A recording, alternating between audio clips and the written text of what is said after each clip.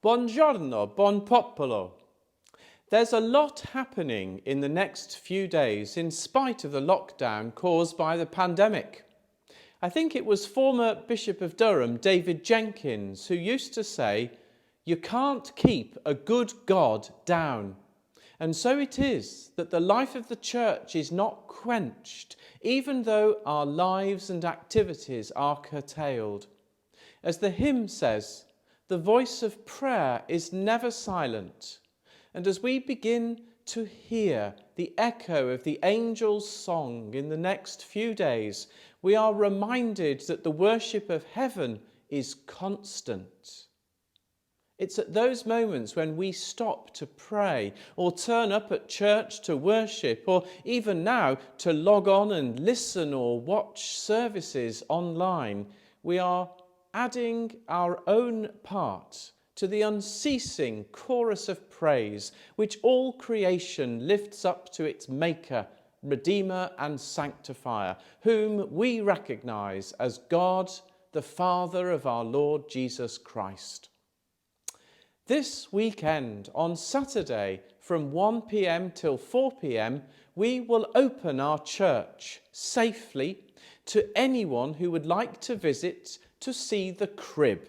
Perhaps say a prayer, take a photograph, and then depart via the church hall, and there will be a takeaway drink and cake available. We invite donations, and there will also be a Christmas hamper raffle and carol singing outdoors on the field.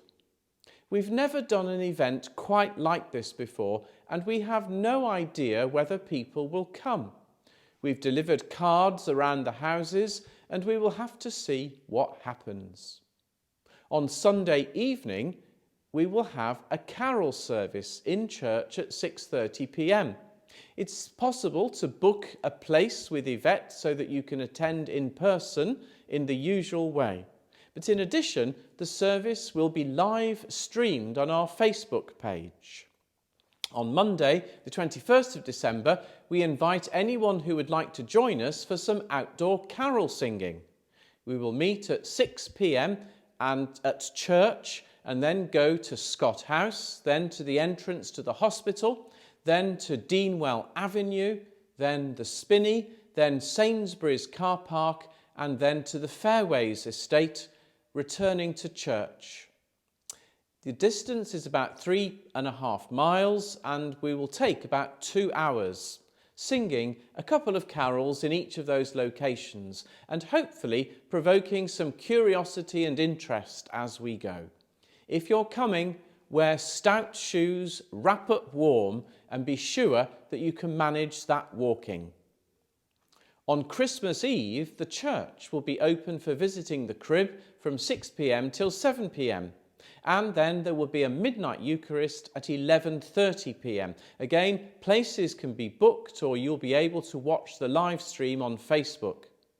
Both of these live stream services will be downloaded onto our YouTube channel so that you can watch them at any time afterwards. Especially useful if you don't want to wait up until midnight. On Christmas morning, there will be a Eucharist at the crib in church at 10 o'clock. And at the same time, we will premiere on YouTube a nativity that is being recorded by our young people, using a script that weaves the Christmas story with experiences of people in the modern world.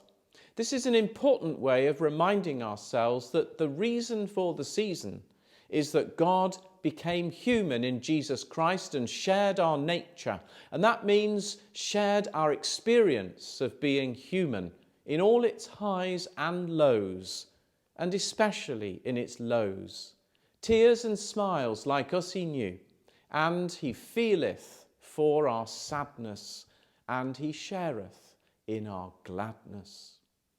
Just as he demonstrated compassion for us, so in his likeness we seek to demonstrate compassion for others.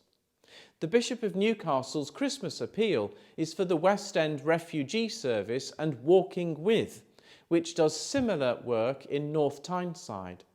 I've also received an appeal from the Friends of the Holy Land, which supports families whose livelihoods in Palestine, which includes modern-day Bethlehem and Jerusalem, have been decimated by the complete stop in pilgrimages and tourism to the land of Jesus' birth. Many people will have their own charities to support at this time. But whatever we do in our acts of solidarity with the poor and needy, we celebrate God's solidarity with us at Christmas.